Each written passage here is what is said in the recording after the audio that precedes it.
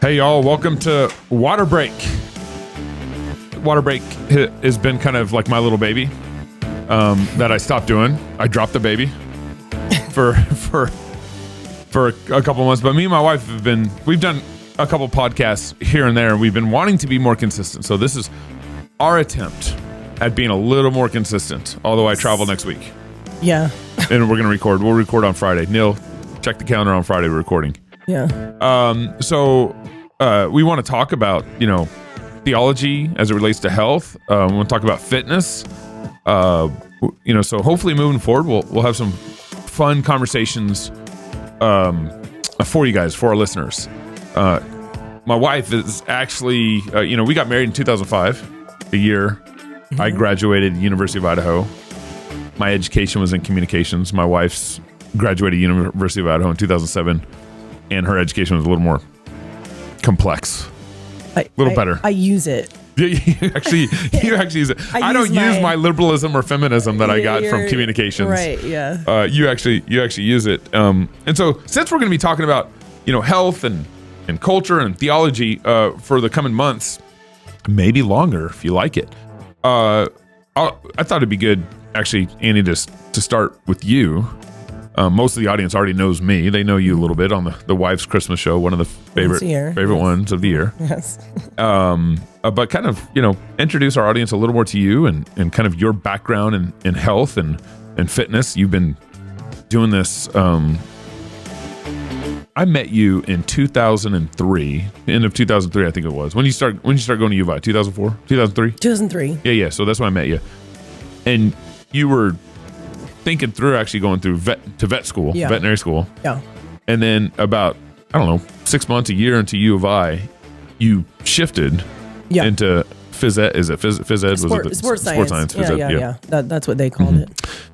And so you end up going that route. And so I basically, as long as I've known you, you've been in sports science and in the athletic fitness world. Yeah. So why don't you kind of just, talk about a little bit of your background, your education, and, why you like me. Actually, you don't need to answer that on the show. Weave you into that story. Yeah. So like you said, I ended up studying, getting a degree in sports science at U of I so many years ago. You graduated 2007. I'm good at dates. Annie's not so good with dates. Was it 07? Yeah. Because I graduated in 05 and you graduated 2 years after I did, 07. Yeah, it was a long time ago. You finished college on time. I didn't. I mean, we're 6 years apart, so you can do the math. So I got a degree in sports science. I kind of grew up, I was active. I loved sports, played them all the way through high school. So, and then I also really loved animals and I loved horses. So that's why I was like, maybe I'll try pre-vet. Ended up changing my major simply because I was, at the time I was young, but I was a pragmatist. And I just thought, knowing I eventually would get married, eventually I'd have kids, I was just trying to think like, what kind of degree could I get that I'm interested in that I could use in different capacities in different seasons of my life. And so that's kind of initially why I made that switch. Right. And it was something I was really interested in. And it's great. I actually enjoyed most of my classes, especially my upper level ones. And I actually still use them. Yeah. Very different experience than me. I fought with people a lot less than I did in class. College. Yeah. But anyways, so that was so many years ago. And I took the route that a lot of people in the health and fitness, business took. I started teaching group fitness halfway through my college. I think I started personal training my senior year, and really have been doing both of those things in some capacity ever since. Here we are, 18 years, whatever it is. We're going to be 19 in March. Later, March, like a long time later. Yeah. And I started out kind of as a runner. So it's interesting. It's fun to kind of tell the story because I don't know, it's a lot of people's story. So I started out as a runner, as many girls do in college, because they're like, well, high school sports are over. I don't want to get fat. I'm just going to run. And I mean, I had some great running years. I enjoyed it. I got a little more competitive with my running as the years went on. A little side note there, Annie, when we first got married, you'd run in the winter and you'd run everywhere, outside, inside. I was a and psycho. everything. I was a and she'd be psychopath about it. sick during the winter. Yeah. And I said, part of it is you're overworked because you're going to school married to me. I had that's many overworked. problems. Many problems. But you'd also run outside and you'd be like, why am I constantly sick? Every winter, all winter, I was so sick. And then you were like, maybe you should not run outside in the winter. Yeah. Anyways, and sleep a little more. I made a lot of bad choices back then. But anyways, I started out as a runner, ran fairly competitively, eventually did, half marathons, 10Ks, relays, all that stuff. I remember you doing like a half marathon, like 7 months pregnant or something. No, I actually didn't do a ton of racing pregnant. My hips didn't like running pregnant. Some women do. I had too much hip pain. It was funny when I was pregnant. I could do everything. Running was the one thing I couldn't do. Yeah. Which early on I think was God just being like, you need to chill out. You need a break. Yeah. So anyways, Annie will go until she passes out. Yes, at least I used to. I had some problems. But anyways, I started out as a runner, was personal training along those lines. And then, long story short, CrossFit kind of got big. I was working at a small town gym. We knew it was coming and it was like, get on the train or get left behind. So we were like, let's do it. So we all, we got CrossFit certified. We got into Olympic weightlifting. And I will say this, number one, if this podcast continues on, you will hear me say some negative things about CrossFit, and I will mean them. But I did really enjoy my years. It was very, very fun. It was super competitive. I loved that. And I do appreciate CrossFit for putting just like weightlifting back on the map, because functional weightlifting. Like a real weightlifting, like Olympic weightlifting back on the map, because it really was kind of a bodybuilder world there for a while, thanks to like Arnold and all those guys. The CrossFit made it popular again, especially for women, because up to that point, it was like Jane Fonda. It was like, you don't do that. You just get on the floor with these little pink weights and you do these weird reps 30 times and then you go home. I mean, that's what it was. So I will eternally be thankful to CrossFit for that, even though a lot of people have... Even though it's a cult. And you can also injure yourself weightlifting in CrossFit also, but... Just because you lift weights doesn't mean you're part of a cult. Different conversation for a different time. But anyways, I got into Olympic weightlifting then, and I have taken that with me even to this day. I really appreciate that. I'm a huge fan. So anyways, got into CrossFit, did that fairly competitively, all in, as all CrossFitters are, for several years. Don't regret it. Had a great time, but that's about when my thyroid tanked, I'm pretty sure, in hindsight. Little too much keto, little too much CrossFit, and that's all it takes. So we can talk about that more later, maybe, if you want to. Oh, we will. We will. That really. And so part of what you're illustrating is that when you do when you made some of these moves, you're kind of getting their certifications. You're learning more about different exercises, different movements, stuff like that. Yeah, I'm always doing that continuing education. Getting those certifications, going to those, big conferences, some of which are helpful, some of which are not. So just a very long journey, and kind of bringing my clients along with me to some degree. That kind of that story right there brings me to about like 5-ish years ago, which is when I really started to notice that the sort of high intensity exercise, the CrossFit life for me and for a lot of my clients, especially ones who were closer to my age, like mid 30s, it was starting to do more harm than good.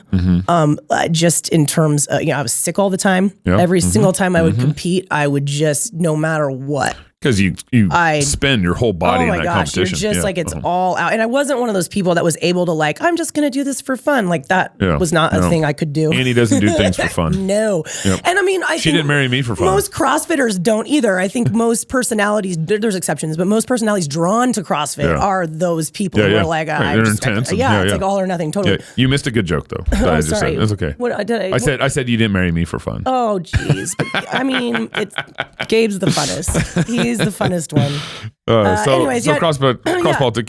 CrossFit Fit politic ends. Yeah, it ends. I just pulled myself out of it. I was like, I think at this point in my life, my hormones, all the stress, all the sickness, I think it's time to not do that so much. So at this point, if you looked at a week in the life of me or a month in the life of me, I'm kind of just doing a hybrid version of all the things that I love and that I've done in the past, but I've kind of tried to piece it together where I'm taking the best of CrossFit, things that I still think are good and functional and helpful for longevity. I'm still doing those. I'm still dabbling in Olympic weightlifting. I still run a little. I don't want to let go of that skill. although I'm not running half as much or as hard as I used to. And yeah, so it's just kind of like a functional minimum effective dose type approach. And I'm really starting to look more towards longevity, simply because, I'm at that point where I got 3 kids, and I'm, you get older, you want to live longer. I'm like, I got to look ahead here. I got to stop just being like, what are we going to do tomorrow? We got to be thinking long term. So yeah, I mean, that's kind of my journey. And I trained and taught and managed a training team and did all kinds of things during that time. But now let's talk about like the nutritional side, because there's been, and part of it, me and Annie got, we got a little different takes that hopefully you find helpful. But I remember growing up in my mom's household and being skeptical of just the food world, being skeptical of the vaccine world. My mom did home birth with my brother and then hospital births with us. So I kind of grew up. I mean, we did like this co-op. I don't even think it was a building. I think it was a bunch of families came and sold their peanut butter and their homemade peanut butter co-op stuff. So mom and dad kind of came out of hippie. So there's this kind of like, I think actually mom can correct me, but I think there's maybe a little bit of hippie influence in how they viewed food and so forth. And so that skepticism, and then COVID hit. Yeah. And COVID just, I already, like, when we had our babies, we didn't immediately just jab them with vaccines. We wouldn't let the doctors do anything except for put a little vitamin K in their eye or something like that. Well, you always have had a really healthy dose of skepticism that COVID pushed me over the edge. Yeah, right. You already kind of with me a little bit, but I mean, you already like the food triangle, the food pyramid. The food pyramid, yeah. I mean, you already, because you learned that in University of Idaho, didn't you? I mean, they straight and basic nutrition, sports nutrition. They're just like, you need to eat cereal. and I remember you saying all your whole grains and just avoid don't eat too many eggs or you'll die. I mean, that's kind of. And I remember you saying that you needed to flip the pyramid upside down. Yeah, we've talked about that before. When did you become convinced of that? Because the food pyramid came out of what, big cereal research or whatever. Yeah. And then you got that food fed at University of Idaho. Yeah. Well, everyone was fed that. Everyone Doctors, was fed that. Nutritionists, everyone. Yeah. That's crazy. It's nothing, it's like, what in the world? Yeah. Okay. So this is what happened. Little rabbit trail. Yeah. Little rabbit trail, but it's fine. That's probably going to be our entire podcast. It's just gonna be a rabbit trail. But so this is what happened. So I graduated, with a degree in sports science. I got certified in personal training, got a bunch of other certifications, and then I go to work in a gym. And at the start, you're like, this is what you're told. They're like, okay, you're a personal trainer, so you just need to worry about exercise. Nutrition in general is out of your scope. Like you're not a dietitian. So you need to be really, really careful that you don't, say too much, don't prescribe anything, no writing meal plans for people. Not that I was in it to write meal plans. I'm still not, but they were just very much like stay in your lane. Right. And so I was like, okay, great. That's awesome. Because at the time I was really young, eating absolute garbage every day and just running 30 to 40 miles a week so that I kind of got away with it to some degree, but do you remember, this is another rabbit trail, but do you remember how bad my blood sugar control was? Remember like how hangry I would get so quick, or how I remember when I would wake up, I had to classes, eat like immediately. They had you like drink all sugar or something. You did tests in class. Remember? They had you see what your body would react to. But I do remember. I remember we'd go on like vacations together. Yeah. And as soon as you'd wake up in the hotel room, you'd be like, please go get me some eggs and coffee. Or like, it was back then it was like, I need a bagel and I need peanut butter toast. It was peanut butter toast. My blood sugar would crash. Like I could not, like you set a timer. I had 20 minutes before I was like, an absolute disaster. And I just thought something was wrong with you. Well, I knew nothing back then. I knew nothing about blood sugar control, the signs and symptoms of that. And I thought that, me being hungry all the time, having to snack all the time, like I carried snacks around with me, like an insane person. Yeah. And again, I just ran it off. So I kind of, I wasn't fat because of it, but I was surely very, very metabolically unhealthy. And I thought that was that meant that I had a fast metabolism. No. Yeah. I just had completely out of control blood sugar. So anyways, that was me personally doing that. And I was like, great, it's fine. And I was living out kind of the paradigm that all the trainers had at the time, which is like, don't worry about food. Yeah. Just work out really hard. You know what I mean? Yeah, yeah. But just work it off, sweat it out, whatever. And when you're young and, you know, in my case, not a breadwinner, paid to be fit. Yeah.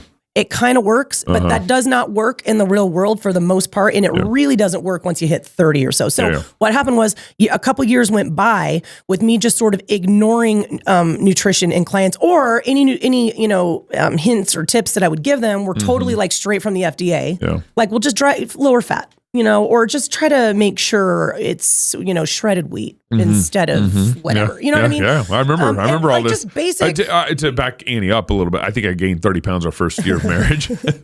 Well, I had stretch marks on my legs or something. Yeah. We had a good time. But I was also like a 185 dripping wet when we first got married. I needed to gain some weight. Yeah. But no, I mean, it was just terrible. But anyway, so I was doing this with my clients, and they were just anyone who wasn't just genetically gifted already, like just like a really hard gainer, or just naturally so lean, or just naturally, you know what I mean? Everybody knows that one friend. That actually had a high metabolism. Yeah. Everybody has like that one friend. But besides those people, I just couldn't get results. Like, it was not working. What I was told to do is not working. Like, number one, nutrition matters. You cannot tell a personal trainer, hey, go help people achieve their goals, which 85% of the time is fat loss. That's what people want. It's what men want. It's what women want even more. One way or another, they want less fat on their body, maybe more muscle, but they want less fat. And you cannot do that unless you address what you're putting in your mouth. And then secondly, the things that I was taught to tell them about nutrition was not working. So that's when I started deep diving on my own,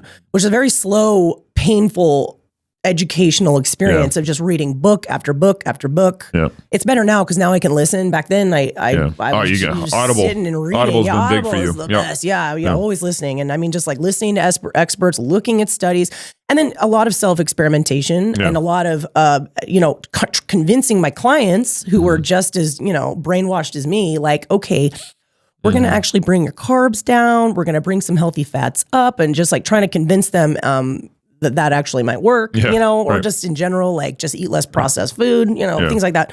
So it was quite, that's what made me change my mind slowly and go deep dive the information and the studies and the experts on my own, is just simply because it was not working. Yeah. So now basically what you're illustrating is you had this athletic training, fitness, sports science side of things. And then now over the years, you've kind of grown into this nutrition side of how you think about exercise and healthy body and all that stuff. Yeah, well, I'm leaning more that way. I can't remember, maybe we talked about this in the last time we podcasted, but I'm leaning more that way simply out of necessity. Like, I love exercise. If I could just help everyone with working out, like lifting big weight, training their cardiovascular system, like just, I love that stuff. And I mean, that's where all my formal training is in. But like, to the point I was just making earlier, like, I've just found every year I've gotten older, my clients get older, especially, it's just, you cannot help them just with that. And in a lot of instances,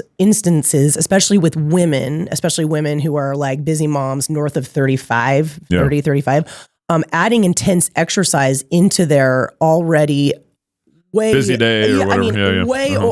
On top of the, the immense amount of stress that they already have in their life, on their body, not sleeping, hormones whacked out.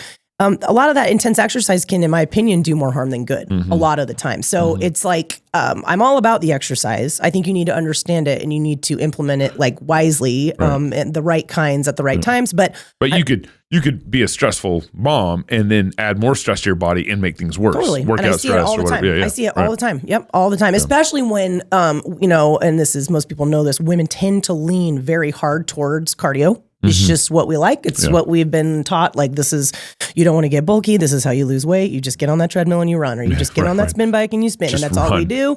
Yeah. And especially when that's the kind of exercise they're falling back on. That's the stuff that can really do more harm than good. When really, a lot of times, these ladies need like a very slow, low stress, full body strength routine.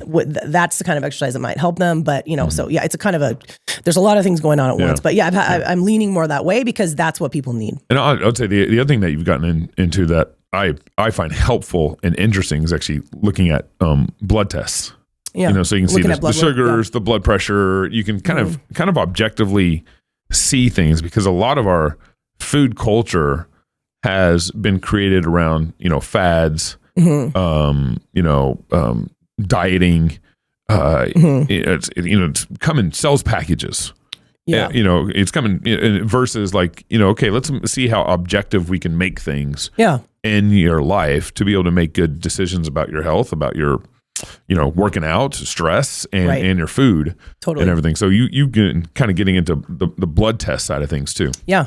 Yeah. I mean, I feel like I've had to, because like you said, number one, just because somebody looks fit does not mean that they are necessarily healthy. As in my case, I mean, look fit. I mean, you look very fit. Yeah. So it's like, yep. What? And then you take my blood test, and he's like, wow, he's got a lot of stress in his life. Wow, his blood pressure is up. It doesn't fit. We don't understand. Yeah. But yeah, so number one, looking good, especially just looking good in the short term, like dieting down, you know, just white knuckling it and like getting that selfie and posting it and be like, I did it, you know, look at my six pack, like that. I mean, oftentimes what you have to do in order to do that, it is not good for your health. And a lot of times if you were to look at that person's blood work, you'd be like, well, this is not good at all. So some of it is that. And also, like you said, it's just an objective metric to help us understand each individual and like what's going on under the surface. Because like you said, a lot of people are like, well, is the keto diet good? Well, is HIIT class good? Is you know, this thing good? And it's like, well, it can be. It just completely depends on where your body's at. You know, are carbs bad? Well, it's like, well, if your insulin's under control, absolutely not. I mean, if your insulin's wildly out of control, they might feed that problem. They might not be good for you right now. So it just helps you nuance the whole thing. Yeah. And it's just a super helpful metric. So we probably got about probably about 15, maybe 20 minutes left here. I want to turn the corner and just maybe put a little context behind how we think biblically and culturally and even physically about our bodies and health. Yeah. What, you know, when we were talking about this, kind of preparing, thinking through our first podcast, there's so many, for me on my side, I'm not a pastor, but I tend to think very pastoral about this issue because there's idolatry, all sorts of American idolatry wrapped up in food. There's a lot of insecurities in women wrapped up in food. And you have a lot of, you know, whatever you want to call them, disorders because of those insecurities, right? Yeah. So there's all sorts of like pressure being applied from different angles from our culture on this issue. And so we, you know, me and Annie, we're Kuyperian Christians. We believe Jesus is Lord over all. And so when we talk about health, we want the definition of health to come from the Bible. We don't want it to come from, you know, all these pressures trying to get us to think about what health is. I mean, and then in addition to that, you have a government involved in health in a way they absolutely should not be involved in health. And we're allowing them to define the food pyramid, you know? Well, define it at worst and at best, just utterly confuse everyone. You know what I mean? Like just put people in a position where they have no idea who to believe, what to believe. And so, That's right. So we're kind of thinking through, you know, what's the biblical definition of health? And you know, you think about, the Bible addresses this in a lot of ways. Yeah. You know, but the Bible doesn't just sit there and give us a detailed manual on what foods you should eat or not eat for yourself. You know, that we live, let me illustrate this way. We live in a broken world, so people break arms, right? We live in a broken world, so thyroids don't work, or you might have high blood pressure, or you might, unfortunately, you might have an allergy, and I'm not talking about like the boutique allergies that are cool in the moment. You actually might have a real allergy, and this is just recognizing that you know we live in a broken world, right? And so I think part of this issue when we get into it is individuals bring their own either spiritual problems to it, or they bring their own broken bodies to it. You know, I have an allergy here. How do I, help me out? And so. You know, God's God's a crazy designer. Our bodies are complex. Yeah, they are. And so we don't want to we want to define things biblically, and at the same time recognize that we're in a broken world. We have broken bodies. We have broken arms. We have and then there's a whole spiritual element to our bodies and the health of our bodies. So right. I wanted to actually, I just read this today. I should have texted you this verse. But Proverbs 3:1-2 says, "My son, do not forget my teaching, but let your heart keep my commandments. For length of days and years of life and peace they will add to you." The Bible, I can't think of an example in the scriptures where the Bible talks about, you eat this food and you'll live long days. Mm-hmm. But I can think of multiple examples, multiple scriptures and texts where if you obey me, you'll live long. Yeah. If yeah. And that kind of gets at Paul says in 1 Timothy chapter, did I write it down in my notes? 1 Timothy chapter 4, verse 8, he says, body exercise gains a little. Mm-hmm. And the word is little, it's short. The Greek word is little and short. It gains a little bit, but body exercise, what does he say? Like spiritual, like basically your bodily exercise gains little. Spiritual exercise is more important. Yeah, it's more important. More. But, yeah, it's more important. Yeah. But he says, I just read this text. He actually says it gains all or something like that. Like it's like a, he's comparing little and much in that text. 4:8. Therefore, whoever disregards this, where'd it go? Oh, I'm in 1 Thessalonians. No wonder. I was in Timothy. I don't use this Bible very much. It's just my studio Bible. Here we go. Verse 4:8. While bodily training is of some value, it gains little. The word's little. Godliness is of value in every way, as it holds the promise for the present life and also for the life to come. Yeah. In every way, it also can be translated, it gains all.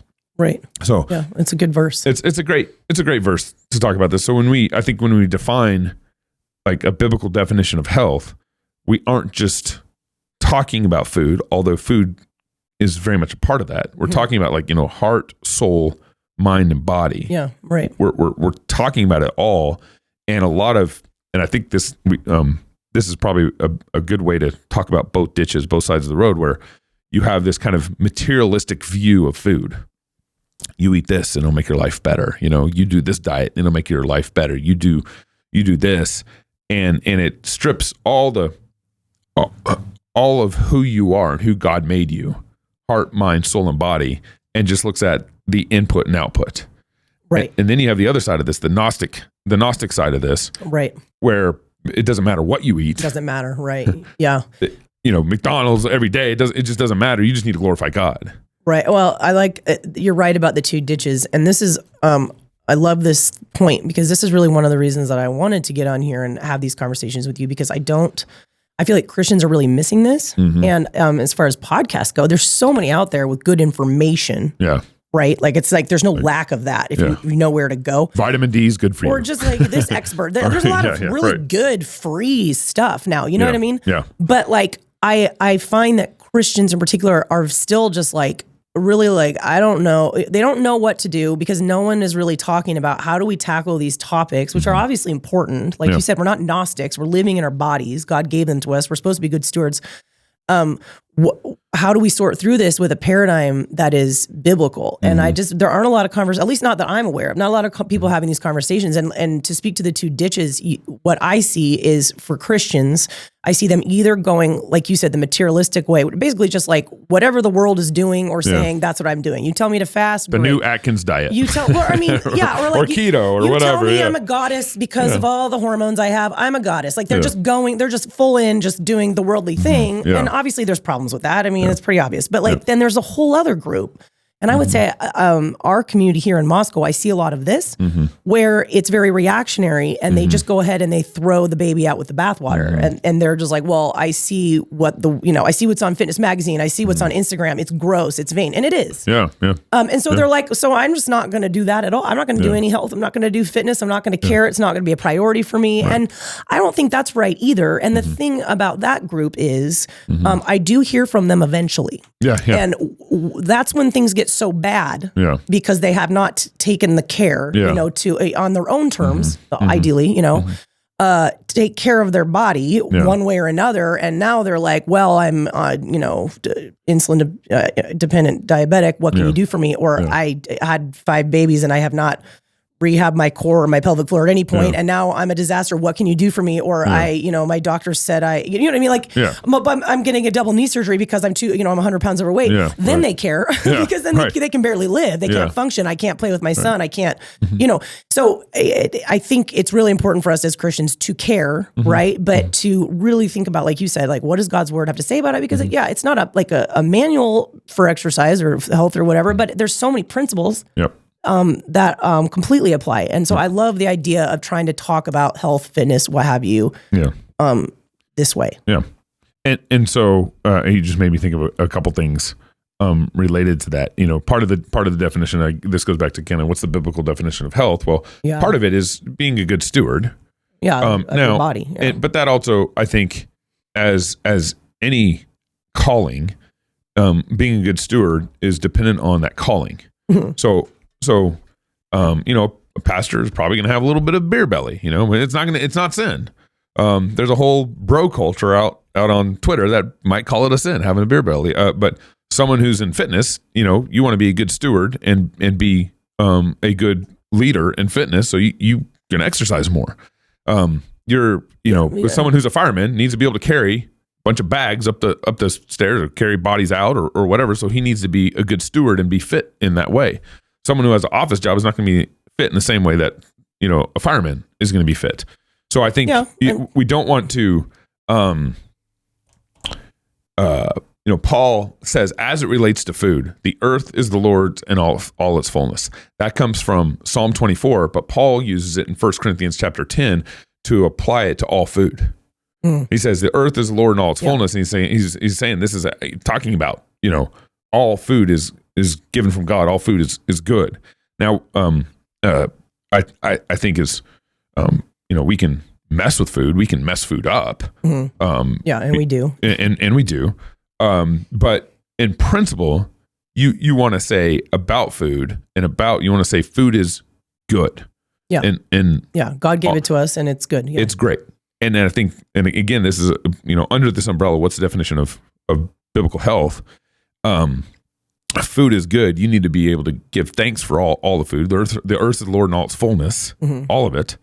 And then the only time where food becomes a sin, I think you can find 3 places in scriptures where food becomes a sin is gluttony. Right. So it's kind of like what you're doing with the food. It's not the fact that you're eating pizza is a sin. It's what you're doing with the food. Yeah, and the excess of it. The excess of it. Drinking. Drunkenness is another place where it's a sin. Yeah. And then I think stewardship of your body is where, but also I want to be careful on how we define stewardship of the body. Because someone who's fit could be in sin, and someone who has a beer belly could be in sin as it relates, but someone who's fit also could not be in sin, and someone who has a beer belly it is not in sin either. Could not be in sin either. Yeah, so I think we want to situational for sure. Right. But I mean, I don't know. I think the steward. I think I like your point about how really, we're told that all food is lawful. And God gave it to us, so it's all good. And what you said about you only really see sins being called out in terms of things like drunkenness or gluttony and things like that. So beyond things like that, we're not going to call having a beer belly or not, or eating pizza or not. That's not sin. That's not going to separate you from God in any way. And it's really good that we kind of hash that out from the jump. But I think I like the stewardship concept, and I think you could probably make a good argument that in some capacity, and again, it's going to look different from person to person, and it's also going to look different regardless of what you might want. It's going to look different in different seasons of your life. Too. Yeah, right. That you have to factor in reality. But it's like understanding food, the effect it has on your body, and movement, and the effect that has on your body, I think will, for the most part, make us or help us become more joyful, productive, effective Christians, right? So not making this just a total me thing. Not be passing out at 2 PM from lunch or whatever. Well, and again, health is kind of like you don't really stagnate. You're either usually like getting healthier slowly or getting less healthy slowly. Yeah. So even if in the moment you're maybe okay, like, doing unhealthy thing, not living in a very healthy way. Eventually, like I said, you hear from those people. You hear from them because the doctor's like, I'm going to put you on a statin if you don't, or you need this surgery now, it's going to get serious eventually. So I think you could make a really good argument that, in some capacity, it behooves all of us as Christians to care about our health. Right. How far we take it, what that exactly looks like is going to look different person to person. Yeah. And I think there's a number of things there, but when you look at the biblical balance of Scripture, I hate using the term balance. Could be everyone wants to be the middle of the road, like Toby was preaching on Sunday. Everyone thinks their view is the middle of the road. Yeah, but I know what you mean though, because I think balance is a theme in the Bible. Sure. Where it's true, right? And the Bible has all these feast days and has like 1 or 2 fasting days.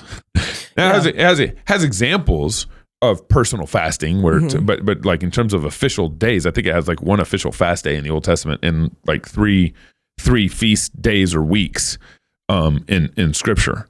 I say that not to because I say that because there's a lot of issues of conscience. Issues of conscience that people start to creep in, and they start doing things because they think, wow, man, I need to eat less than I eat, and then maybe fast more. I need to do this. They start using like a feeling guilty. That's the word I'm trying to get to. Yeah. They start feeling guilty on how they're doing things, and what the kind of vision that we want to strike for families and individuals and parents and so forth is like, man, this is how an athlete fine-tunes his basketball playing ability, his athleticism, his weight training. And the same way you can do that in your life with your family in a way that your family's, more healthy and more happy. Right. There's people who eat in such a way where they wonder why they don't feel well. Well, it's because most people. Yeah, it's because you're eating in a way that is actually impacting your body and not being helpful. So that's kind of what we're trying to get at here. Is we want you to think biblically about heart, soul, and mind in your body. We want you to not come to this conversation with a guilty conscience on whatever, eating a Snickers bar or whatever. We want you to come with it's kind of like Doug says it's a get to thing. It's you get to figure out how your body functions in this world as it relates to exercise, food, stress, all this stuff. It's a get to, and I think it's a better way to think about health. Yeah, I agree. And you just like if you have gratitude for the abundant time we live in, all the food that we have, and you look at it and even look at your body through a lens of gratitude, even if your body is not currently like looking the way you like it to look, or it's not performing the way you like it to perform, or it's sick, but just like it's a body God gave you. So if you're thankful for it and you're thankful to God for giving it to you, and then it is more of a get to, because it's like, okay, I'm so thankful for this body, and what are some small reasonable things that I can start doing that they're gonna help it feel better, perform better. That's right. So it's never like if you eat that, you're sinning. Yeah. That's a terrible way to look at it. And that's a terrible way to live. And I think you're right. I don't think that's how the Bible presents it to us, but I think, what we eat and how we move completely affects it affects us very much. So it's good to have these conversations. That's right. So moving forward, we'll have some fun. I didn't show any of the memes today because I didn't find a spot for it, but we're going to have some fun. Okay. Let's do this. So, but moving forward, we're going to talk about all sorts of issues. Rattle some off your head real quick. What are some of the issues? You mean in future podcasts? Yeah, future podcasts. Moving forward. I want to talk about fad diets soon. Maybe our next one we can talk about fad diets, because that's gonna upset a lot of people. You keep changing our notes. This is I need to teach you how to use this. You aren't using notes correctly. I'm really sorry about that. Did I delete everything? I think you did on some. Yeah, fad diets. I want to do that next. That's a fun one. Yeah. We're gonna one of the ones I want to do is why Doritos are good for you. You're gonna hate that one. That's gonna be one to hate. Am I gonna be a part of that? Yeah, you are. That'll be really great. Why you should eat Doritos? Why you should eat Doritos? I'm not gonna do that. Yeah. We'll have fun. I had some in my mind. I actually had a list, but I think you deleted my list because you don't know how to use notes. I'm sorry about that. That's hilarious. You can think of them again, but there's tons of things to talk about. Yeah. I'm sure. Bad diets, Oh, we're going to talk about the man plan. We're kind of working on a little bit of a way a guy like me who works in the office all day is on the phone, is recording in the studio, who wakes up to coach basketball at 6 a.m. in the morning and then has a basketball practice at 7 p.m. at night. I have no time to work out. So we're gonna try to maybe cast a little vision there on what we're working on, meaning on the man plan is affectionately, as it's affectionately called. So guys like me, how can we maybe have just a little bit of a healthier fitness lifestyle? Something realistic in the midst of everything. Busy people. Like doing pull-ups as you walk in the house. I have a pull-up bar. Yes. My wife made me install a pull-up bar when I walk in the house, and I have to do one pull-up before dinner. I'm just kidding. There's no requirement there. You can't have dinner. There's that's how I give it. You got to do one full pull-up. And it's hard. I'm 6'2". So oftentimes the kids are sitting down eating dinner while I'm still trying to do my one pull. No, I'm just kidding. Just do your pull-up. I'm just kidding. Yeah, no, we will talk about the man plan because it's and everything, all the reasoning behind it, I think is really worth talking about. Yeah. So no, that's good. We should do fad diets next time though, because are we gonna do fad diets next time? I'm ready for it. Is that what's gonna happen? Yeah. Okay. Talk about that should be fun. Keto, carnivore. We want to poke some diet idols. Yeah, I really do. Yeah. Okay. Well, baby, this is gonna become my favorite time during the week. Oh, mine too. My Thursday record time, although next week is gonna be Friday, and they'll need to remember that. I know. Yeah. We've got a crazy couple of weeks here. Well, y'all. So Waterbreak. The name Waterbreak came from, the Water Boy, and you need to take a break to listen to the Water Boy, and now it has all sorts of exercise connotations. Yeah, it so really Waterbreak kind of works. Yeah, we didn't even plan it, and so we're just gonna stick with that for the show.